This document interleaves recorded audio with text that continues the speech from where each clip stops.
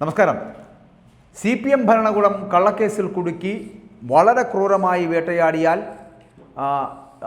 Youth കോൺഗ്രസിൻ്റെ പ്രസിഡന്റായിട്ടുള്ള രാഹുൽ മാങ്കൂട്ടത്തിൽ ചിലപ്പോൾ ഭാവിയിൽ കേരളത്തിൻ്റെ മുഖ്യമന്ത്രിയാകുവാനുള്ള സാധ്യത വരെ ഉണ്ട് എന്ന് പറഞ്ഞത് അല്ലെങ്കിൽ പറയുന്നത് ചെറിയാൻ ഫിലിപ്പാണ്.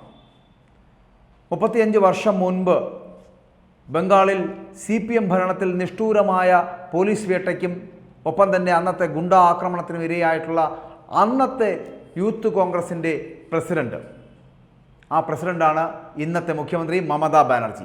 പിന്നീട് ബംഗാളിൻ്റെ മുഖ്യമന്ത്രിയായത് ചരിത്രത്തിൻ്റെ തിരിച്ചടിയായിരുന്നു. 1967 CPM ഭരണകാലത്ത് പോലീസിൻ്റെയും എതിരാളികളുടെയും ആക്രമണത്തിന് വിധേയരായ അന്നത്തെ യൂത്ത് കോൺഗ്രസ് പ്രവർത്തകർ അല്ലെങ്കിൽ അന്നത്തെ യൂത്ത് കോൺഗ്രസ് പ്രസിഡന്റ് അത് മറ്റാരുമല്ല AK ആൻ്റണി ആയിരുന്നു.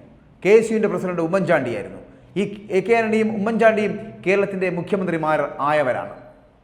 CPM കിരാതവാശിയാണ് കോൺഗ്രസിൽ ഒരു യുവജന മുന്നേറ്റത്തിന് അന്ന് വഴിയൊരുക്കിയത് എന്ന് വേണമെങ്കിൽ പറയാം. 1967 ചുവപ്പ് ബംഗാൾ ആവർത്തിക്കുമെന്ന് പണ്ട് മുദ്രാവാക്യം മുഴക്കിയിരുന്ന കേരളത്തിലെ CPMകാർ ബംഗാളിലെ പോലെ ചരിത്രത്തിൻ്റെ ചവറ്റുകുട്ടയിലേക്കാണ് ഇപ്പോൾ നീങ്ങിക്കൊണ്ടിരിക്കുന്നത് എന്ന് പറയേണ്ടി വരുന്നു. കേരളത്തിൽ യൂത്ത് കോൺഗ്രസും KSUവും ഈ ഭരണകൂട ഭീകരതയ്ക്കെതിരെ പോരാടി കരുത്താർജിക്കുകയാണ് ഇപ്പോൾ എന്ന് വേണമെങ്കിൽ പറയാം. അവരാണ് കോൺഗ്രസിൻ്റെ ഭാവിയുടെ പ്രതീക്ഷയെന്നും ചെറിയാൻ പറഞ്ഞു വെക്കുകയാണ്. ചെറിയാൻ്റെ ചില വാക്കുകളാണ് കേട്ടോ ഇതൊക്കെ, ചെറിയാൻ്റെ ചില സ്വപ്നങ്ങളാണ്.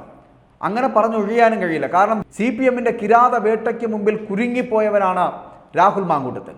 രാഹുൽ മാങ്കൂട്ടത്തിൻ്റെ പ്രസ്താവനകൾ, പ്രതിഷേധങ്ങൾ, സമരങ്ങൾ ഇതൊക്കെ ഈ യൂത്ത് കോൺഗ്രസിൻ്റെ പ്രസിഡന്റായതിനു ശേഷം മാത്രമല്ല, അതിനു മുൻപും അദ്ദേഹം കോൺഗ്രസിനോടും യൂത്ത് കോൺഗ്രസിനോടും KSUവിനോടും ഒരുപോലെ സമരസപ്പെട്ട് പോയിക്കൊണ്ടിരുന്ന ഒരു നേതാവ് തന്നെയായിരുന്നു. പക്ഷേ അദ്ദേഹത്തിനെ വീട്ടിൽ ഉറങ്ങിക്കിടന്നപ്പോൾ അവിടെ ചെന്നിങ്ങനെ പോലീസുകാർ കമാൻഡോ ഓപ്പറേഷൻ നടത്തി പിടിച്ചു കൊണ്ടുവരേണ്ട സ്ഥിതിവിശേഷം എന്തായിരുന്നു എന്നുള്ളതാണ്.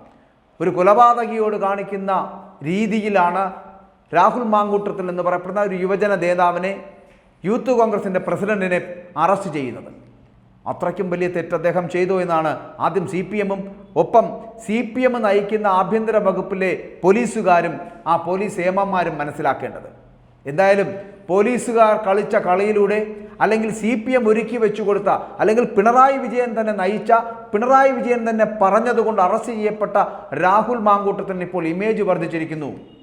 അതുകൊണ്ട് തന്നെയാണ് ഇപ്പോൾ ചെറിയാൻ ഫിലിപ്പ് പറഞ്ഞത് ഭാവിയിൽ ചിലപ്പോൾ ഈ കേരളത്തിൻ്റെ മുഖ്യമന്ത്രി പദവി വരെ അലങ്കരിക്കുവാൻ കഴിയുന്ന തരത്തിലേക്ക് വളർച്ചയുള്ള ഒരു യൂത്ത് കോൺഗ്രസ് നേതാവാണ് രാഹുൽ മാങ്കൂട്ടത്തിൽ നിന്ന്.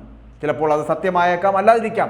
എങ്കിലും CPM എന്ന് പറയപ്പെടുന്ന ഈ പൊളിഞ്ഞ പ്രസ്ഥാനം എന്തുകൊണ്ടോ യൂത്ത് കോൺഗ്രസിനെ ഇത്തരത്തിൽ വേട്ട നടത്തുമ്പോൾ അവരുടെ ഇമേജ് ഒതുങ്ങിക്കിടന്ന, ഒളിഞ്ഞുകിടന്ന യൂത്ത് കോൺഗ്രസിൻ്റെ ഊർജം ഈ CPMമായി പുറത്തെടുക്കുന്നു എന്നുള്ളതാണ്. അതുകൊണ്ട് പിണറായി വിജയൻ കുഴിച്ചുവെച്ച പാതയിൽ രാഹുൽ മാങ്കൂട്ടത്തിൽ വീഴുകയായിരുന്നില്ല, പകരം അദ്ദേഹത്തിനെ വീഴ്ത്തിയതിലൂടെ ആ രാഹുൽ മാങ്കൂട്ടത്തിൻ്റെയും യൂത്ത് കോൺഗ്രസിൻ്റെയും ഇമേജും പ്രതിച്ഛായയും വർദ്ധിച്ചിരിക്കുന്നു.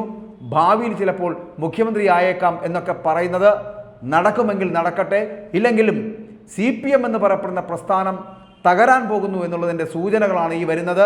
കാരണം 35 വർഷങ്ങൾക്ക് മുമ്പ് ബംഗാളിൽ എന്താണോ നടന്നത്, ബംഗാളിൽ അന്നത്തെ യൂത്ത് കോൺഗ്രസ് പ്രസിഡന്റായിരുന്ന മമതാ ബാനർജിയെ തകർത്തടിച്ച അന്നത്തെ CPMൻ്റെ പോലീസ് നടത്തിയ നരനായാട്ട് അതേപോലെ പകർത്തുകയാണ് കേരളത്തിൽ ഇന്ന് എന്നാണ് യൂത്ത് കോൺഗ്രസിൻ്റെയും കോൺഗ്രസിൻ്റെയും വാദം.